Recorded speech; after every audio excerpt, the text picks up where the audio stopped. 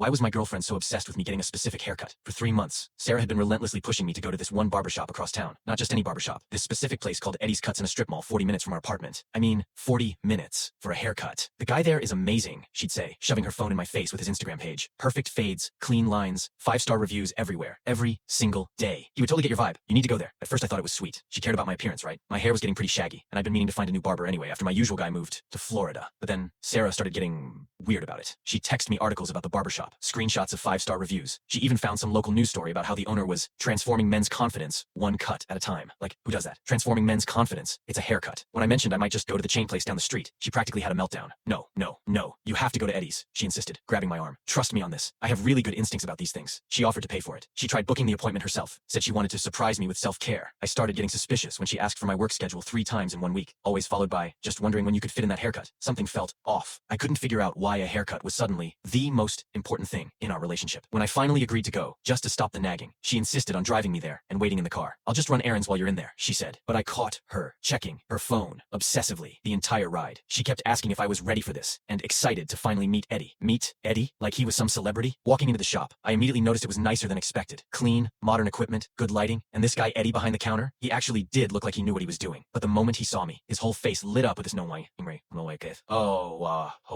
Gore, he said, already reaching for his scissors. You're exactly how she described you. Tall, messy brown hair, probably wearing a band t-shirt. I glanced down at my Foo Fighters shirt. The chill ran through me. She talks about me. She talks about you all the time, man, he continued, gesturing me to his chair. All the time. That's when I saw it, tucked in the corner of his mirror. A photo. My girlfriend Sarah, in a wedding dress, arms wrapped around Eddie. That's Sarah, I managed to say. Eddie followed my gaze. His face went pale. Oh shit. He set down his scissors, ran his hands through his hair. Oh shit. She didn't tell you. Tell me what? He looked like he wanted to be anywhere but here. Look, man, I don't know what game she's playing, but Sarah is my wife. Well, technically still my wife. We've been separated for 6 months, but the divorce isn't final yet. The room started spinning. She's been trying to get me to meet you for weeks, he continued, his voice getting quieter. Said she wanted to see us together, to help her make her final decision. I thought it was crazy, but she kept insisting. He paused, looking genuinely sorry. I thought you knew. I thought this was some weird closure thing you were both okay with. I wasn't her boyfriend. I was a casting call for her love triangle. She said you were this great guy, Eddie continued, awkwardly starting to cut my hair while frantically texting someone. Definitely Sarah. Said she needed to be sure about what she really wanted before signing the papers. I'm sorry, man. I really thought you knew. 20 minutes later, the most uncomfortable haircut of my life. Right as he was finishing up, Sarah walked through the door. She was holding a manila envelope. She froze when she saw both of us staring at her. But then, this eerily calm expression crossed her face. So, she said, looking between us, I've made my decision. She walked over to Eddie and handed him the envelope. Divorce papers. Already signed. Then she grabbed my arm. Let's go, she said, heading toward the door. She paused, looked back at Eddie. Thanks for helping me realize what I really wanted. You're a good guy, Eddie, but you're not my guy anymore. Turns out the haircut wasn't just about a glow-up. It was my final callback. I wasn't her boyfriend. I was the tiebreaker in a love story she hadn't finished writing yet. I didn't just get a new look that day. I got cast in someone else's ending without even knowing I was auditioning. I got the best haircut of my life and accidentally helped my girlfriend finalize her divorce. Still not sure if I should tip extra for that kind of service.